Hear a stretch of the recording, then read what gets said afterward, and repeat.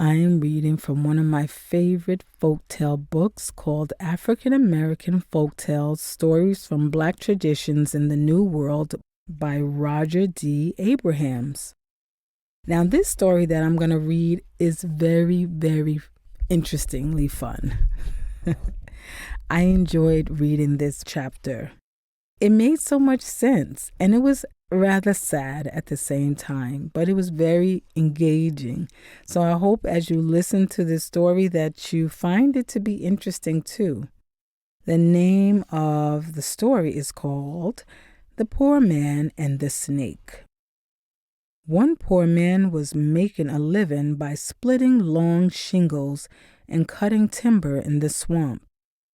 He had a wife, but no children. Every day from sunrise to sundown, he went to the swamp to cut.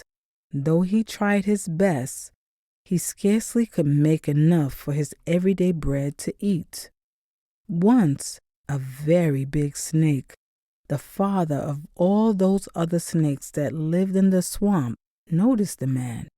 He saw how hard he worked and how little he made, and he took pity on him.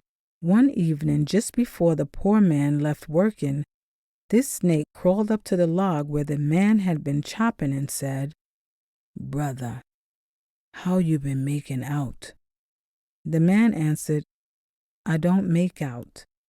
I work in the swamp from day till dark, day in and day out, and I try my best, but I can scarcely make victuals enough for me and my wife to eat."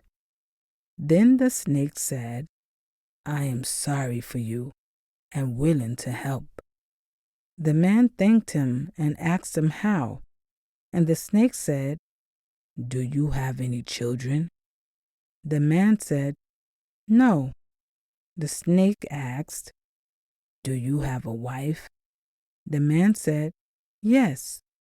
The snake said, "Can you keep a secret from your wife?" The man answered that he could. Breast Snake told him he was afraid to trust him, but when the man begged the snake very hard to try him, the snake agreed to do so.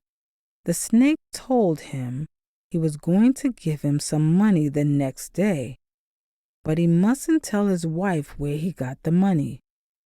The man made a strong promise, and they parted. The next day, just before the poor man finished working, the snake crawled up to him. His belly and his mouth were puffed out. He spit out 2 quarts of silver money on the ground right there in front of the poor man, and he said, "Do you remember what I told you last night? Well, sir, here is some money I brought to help you. Take it. But remember, if you tell your wife where you got it or who gave it to you, it won't do you any good, and you will die a poor man."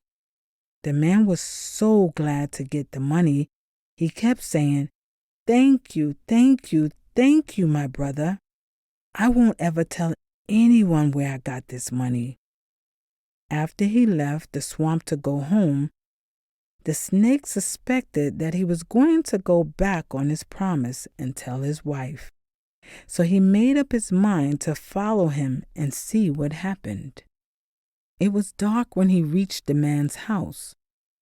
He crawled up and lay down under the window where he could hear everything that was said inside the house. The wife was turned around and cooking supper. After she and her husband ate, her husband said, "I had a lot of work today. Look at this money." Then he pulled out the silver and spread it on the table. Well, now his wife was amazed. She jumped with happiness and said, "Tell me where you got this money." The man said, "A friend gave it to me." His wife said, "What friend?" The man said he had promised not to tell. The wife begged so hard that the man forgot his promise and went and told everything that had happened. Then the wife said, "That snake must have a belly full of silver money, and I will tell you what to do tomorrow. When the snake comes to talk to you, you pick a moment and chop off his head with your axe and take all the money out of him." And the husband agreed. Brer Snake heard every word they spoke, and he went to his house in the swamp very vexed because the man that he had befriended had gone back on his promise and made an evil plan to kill him. The next day the man watched for the snake. When the sun lay far down and the man was very tired from splitting one big log, Brer Snake crawled up alongside of the log and showed himself to the man. They talked together, and the snake asked the man, "Have you shown your wife the money I gave you?" The man answered, "Yes, I did." And then he asked him, "Did you tell your wife where you got it?" The man said, "No." The snake asked him again, "Are you sure you didn't tell her you got it from me?" The man said, "I told you once already. What makes you ask again? You think I'm lying to you?" With that, he tried to chop off the snake's head. But the snake had had his eyes on him, and he drew back against the log. The axe missed the snake and glanced back off the log and cut the man's own leg off. The poor man hollered for someone to help him, but he was way in the middle of the swamp and out of everybody's hearing. Well, he was bleeding to death, and just before he died, Brer Snake said to him, "Didn't I tell you when you got that silver from me that if you told your wife, you would die a poor man? You promised me you would keep the secret. You went home to your wife and you showed her the money and you told her where you got it. More than that, you and she fixed a plan to kill me who had been your friend, and to rob me of the money I had left. Now you see the judgment that comes to you. When you tried to chop off my head, you cut your own foot. You are going to die in these here woods. No man nor woman is ever going to find you. The buzzards are going to eat you."